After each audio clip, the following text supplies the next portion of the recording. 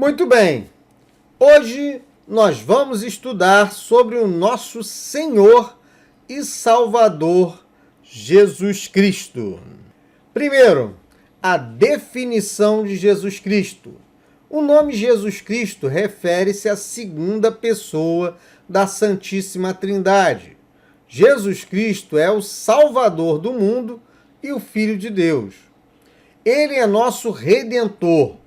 Jesus sofreu e foi crucificado pelos pecados da humanidade, dando a cada um dos seus filhos, ou dos filhos de Deus, a dádiva do arrependimento e do perdão.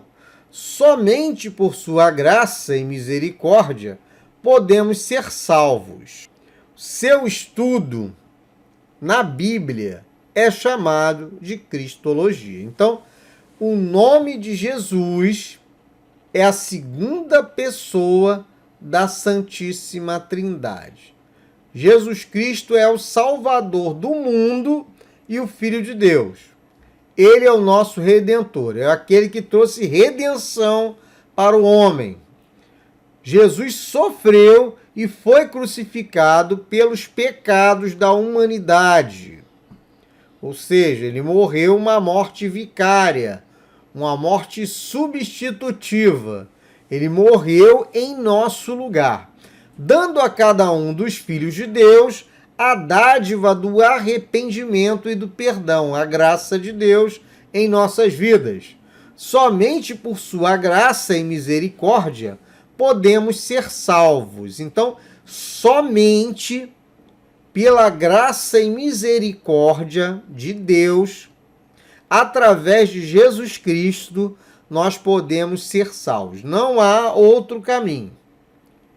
E seu estudo na Bíblia é chamado de Cristologia. Então, sempre que você encontrar por aí a palavra Cristologia, saiba que é o estudo sobre Jesus Cristo e tudo relacionado a ele. 2. A origem de Jesus Cristo. Sua origem é na eternidade, pois ele é o próprio Deus. E por isso é coexistente com a primeira e com a terceira pessoa da Santíssima Trindade, o Senhor e o Espírito Santo. Então, nós já estudamos a Trindade, nós sabemos que existe o Deus Pai, Deus Filho e Deus Espírito Santo, que coexistem em uma única pessoa. Então, Jesus Cristo não é uma criatura de Deus, mas ele é o próprio Criador de todas as coisas, pois ele e o Senhor são um. Então, Jesus Cristo e o Senhor Deus e o Espírito Santo são uma única pessoa. 1 de João 5,7 diz: porque três são os que testificam no céu: o Pai, a Palavra e o Espírito Santo. E estes três são um. Então vamos lá. O Pai, Deus Pai, a Palavra, Deus Filho, que é o Verbo, e o Espírito Santo. Estes três são um. Terceiro, a palavra Jesus. A palavra Jesus vem do grego, Iesous, que por sua vez vem do hebraico, Yehoshua, que significa salvação de Yahvé, ou melhor, salvação do Senhor.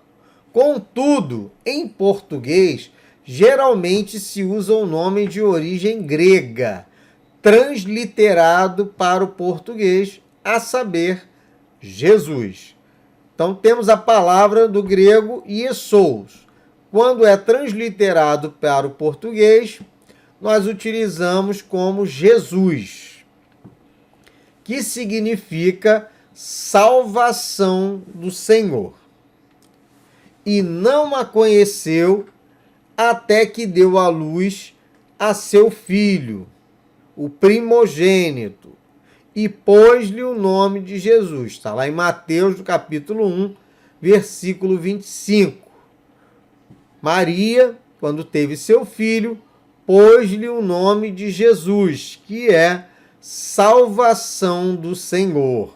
Você pode ver que a revelação de Deus a Maria já estava ali num nível muito alto, porque o nome dele é Jesus, salvação do Senhor. Quarto, a palavra Cristo. A palavra Cristo vem do grego, Christos, e em sua forma hebraica, Machia, que significa Messias, que traduzido para o português é ungido. Portanto, Cristo, Machia, Messias ou ungido significam a mesma coisa, porém em línguas diferentes. Então, se você ouvir falar de Cristo, Machia, Messias ou ungido, está se referindo ao nosso Senhor e Salvador Jesus Cristo. Já, mais para frente, nós vamos ver outros nomes que estão relacionados com Jesus Cristo, outros nomes de Jesus na Bíblia. Lucas, capítulo 4, versículo 18 e 19, diz assim: O Espírito do Senhor é sobre mim, pois que me ungiu para evangelizar os pobres, enviou-me a curar os quebrantados de coração, a pregar liberdade aos cativos e restauração de vista aos cegos, e pôr em liberdade os oprimidos, a anunciar o ano aceitável do Senhor. Então, o Espírito do Senhor é sobre mim, pois que me ungiu para evangelizar os pobres, enviou-me a curar os quebrantados de coração, a pregar liberdade aos cativos, restauração de vista aos cegos, pôr em liberdade os oprimidos e anunciar o ano aceitável do Senhor. Esta aqui é grande parte da missão do ungido chamado Jesus Cristo. 5. A variedade de nomes. Existem vários nomes para identificá-lo dentro das Escrituras Sagradas, tais como Emanuel, Filho de Deus, Filho do Homem, Verbo de Deus, Servo Sofredor, Palavra de Deus, Rei dos Reis, Salvador, Senhor dos Senhores, Alfa e Ômega, Cabeça da Igreja, Primogênito dos Mortos, Cordeiro de Deus e etc. Então, sempre que você ouvir alguns destes nomes, saiba que está relacionado diretamente ao nosso Senhor e Salvador Jesus Cristo. Qualquer um desses nomes está fazendo referência a Jesus. Apocalipse 19, do 13 ao 16 diz: E estava vestido de veste tingida em sangue, e o nome pelo qual se chama é a Palavra de Deus. Olha aí, um nome pelo qual se chama é a Palavra de Deus. E seguiram-no os exércitos nos céus em cavalos brancos e vestidos de linho fino, branco e puro. E na sua boca saía uma aguda espada para ferir com ela as nações. E ele as regerá com vara de ferro. E ele mesmo é o que pisa o lagar do vinho do furor da ira de Deus. E no manto e na sua coxa tem escrito este nome: Rei dos Reis e Senhor dos Senhores. Então, nessa pequena passagem, nós encontramos o nome de Jesus, pelo qual se chama a Palavra de Deus. E aqui no finalzinho, também ele é chamado de Rei dos Reis e Senhor dos Senhores, entre os diversos nomes que fazem referências a Jesus Cristo. 6. A humanidade e divindade de Jesus.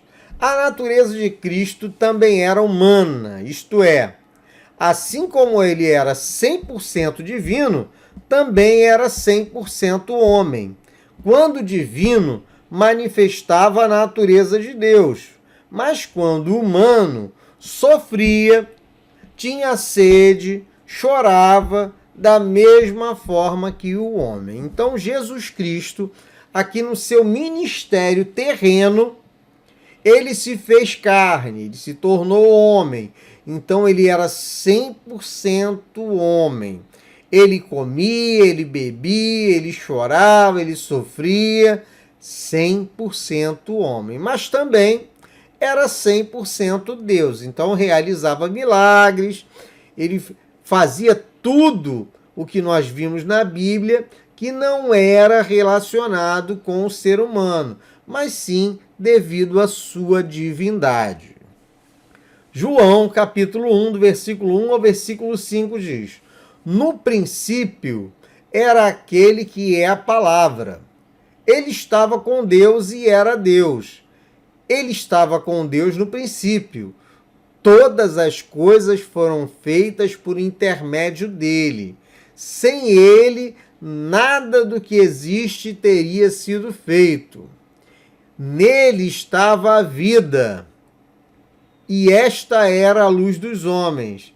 A luz brilha nas trevas, e as trevas não a derrotaram. Então aqui, Jesus 100% Deus. No princípio era aquele que é a palavra. Ele estava com Deus e ele era Deus. Então Jesus 100% Deus. Sétimo, a onisciência, a onipresença e onipotência de Jesus Cristo.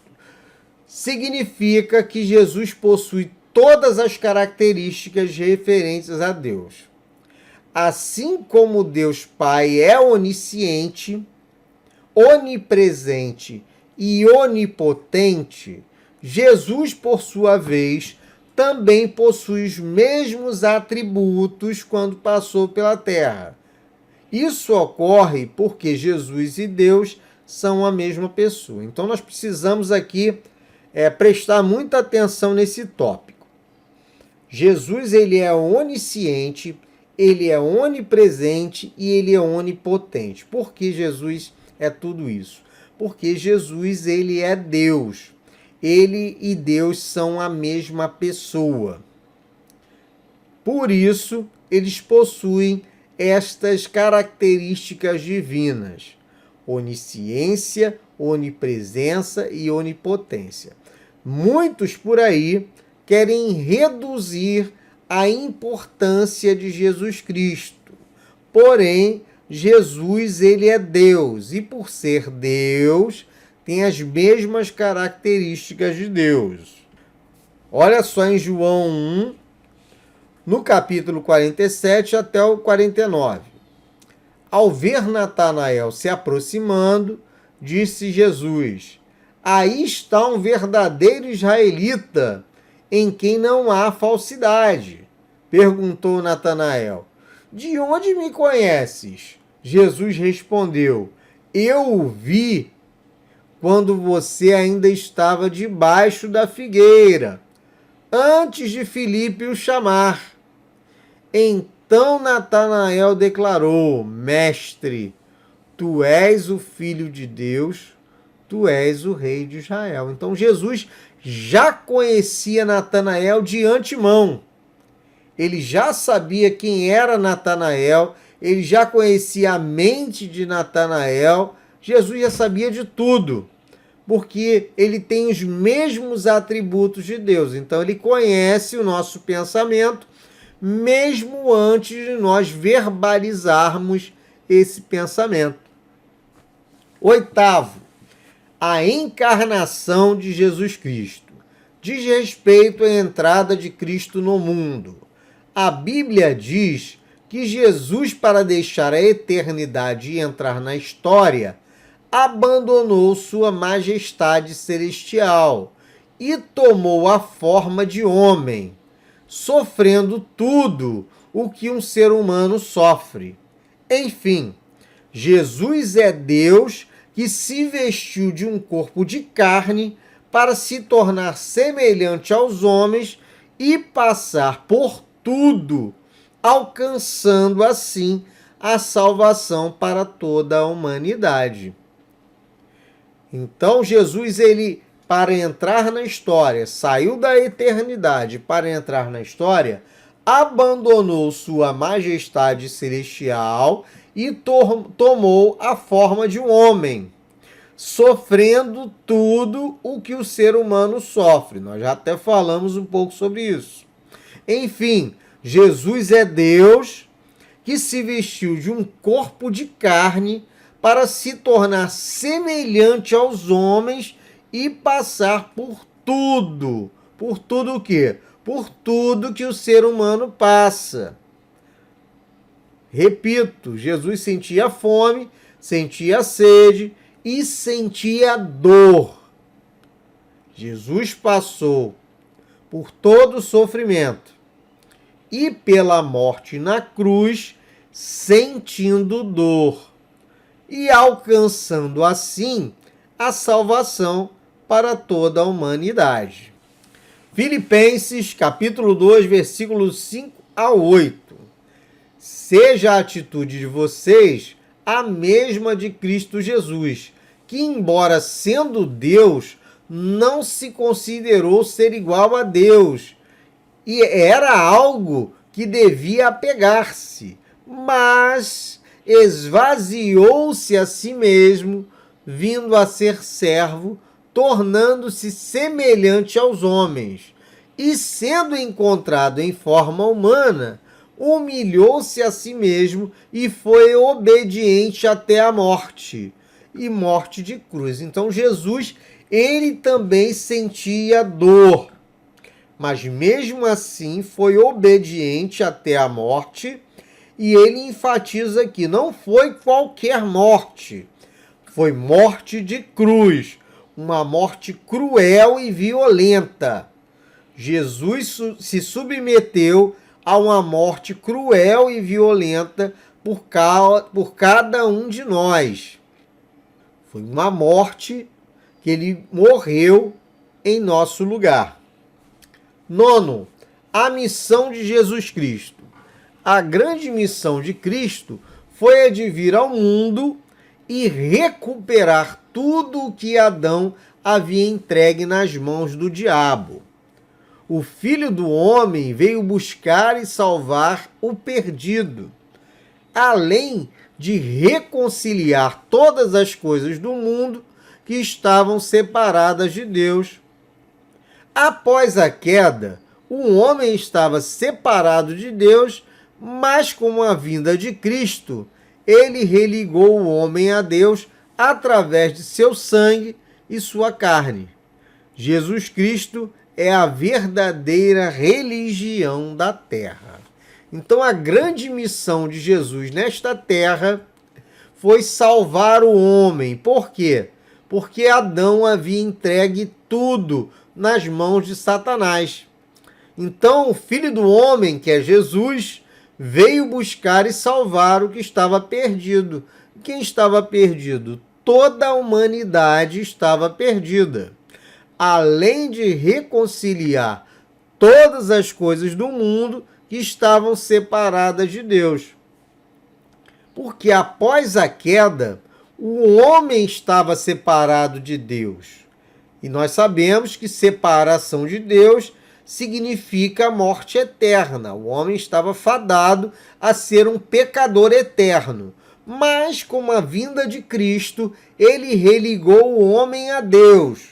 Devolveu ao homem a presença de Deus, através de seu sangue e de sua carne. Então, Jesus Cristo é a verdadeira religião que liga o homem a Deus. Lucas 19:10.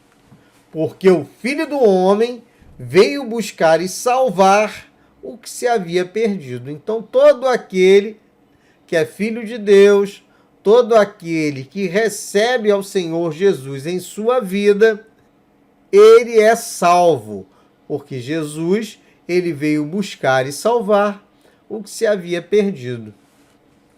Em João 5:24 também diz: eu lhes asseguro, quem ouve a minha palavra e crê naquele que me enviou, tem a vida eterna e não será condenado, mas já passou da morte para a vida. Isso aí é a verdadeira missão de Jesus Cristo, resgatar todo aquele que estava perdido.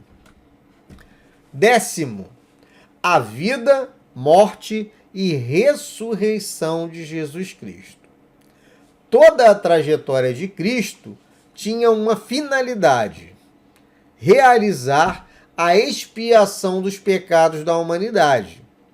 Ele viveu para conhecer o sofrimento, ele morreu para levar os pecados dos homens e ele ressuscitou para vencer a morte e assim conseguir para todos aqueles que nele creem a vida eterna. Jesus passou por tudo em nosso lugar. Então essa foi a trajetória de Cristo. Ela teve uma finalidade. E qual era essa finalidade? A expiação dos pecados da humanidade. E é por isso que ele foi o Cordeiro de Deus. Na antiguidade, lá em Israel, era utilizado um cordeiro para expiação passageira dos pecados lá em Israel. Então Deus mandou um cordeiro definitivo, um cordeiro eterno, para ser feita uma expiação perfeita e eterna dos pecados da humanidade. Ele viveu para conhecer o sofrimento humano, morreu para levar os pecados dos homens e ressuscitou para vencer a morte e assim conseguir para todos aqueles que nele crêem a vida eterna. Então essa é a grande missão, a vida, a morte e a ressurreição de Jesus Cristo. Marcos 16:6 diz assim: não tenham medo, disse ele. Vocês estão procurando Jesus, o Nazareno. Ele foi crucificado. Ele ressuscitou. Não está aqui. Vejam o lugar onde haviam posto. Em Apocalipse 1:18 ainda diz assim: sou aquele que vive. Então Jesus ressuscitou. Ele está afirmando: sou aquele que vive. Estive morto, mas agora estou vivo para todo sempre. E tenho as chaves da morte, porque ele venceu a morte, e do inferno, porque ele tomou as chaves do inferno da mão de Satanás. Então Jesus ressuscitou, ele está vivo, ele esteve morto, mas está vivo para sempre, e ainda possui as chaves da morte e do inferno. Conclusão: na cruz do Calvário, Cristo tirou o pecado original do mundo através do seu sacrifício vicário. É a morte substitutiva. Sempre que você ouvir sacrifício vicário, está se referindo à morte substitutiva, porque Jesus morreu no lugar da humanidade. E não foi somente isso que ele conseguiu. Lá, Jesus também venceu a morte, despojou e expulsou Satanás e seus poderes, ressuscitou, tornou-se o advogado dos crentes, dos cristãos e etc. Enfim, a vitória de Cristo é incalculável e inimaginável. Incalculável e inimaginável. Então, nós não podemos nem imaginar, nós não conseguimos imaginar o tamanho da vitória de Cristo, o tamanho da graça de Deus. Nosso Deus, ele é extraordinário, ele é maravilhoso. O tamanho do seu amor para com a humanidade é algo que nós não conseguimos mensurar. E é por isso que ele mandou o seu Filho unigênito, para que todo aquele que nele crê não pereça, mas tenha a vida eterna. Muito bem, meus irmãos, esta foi a nossa aula de hoje. Fiquem com Deus, Deus os abençoe e até a próxima aula.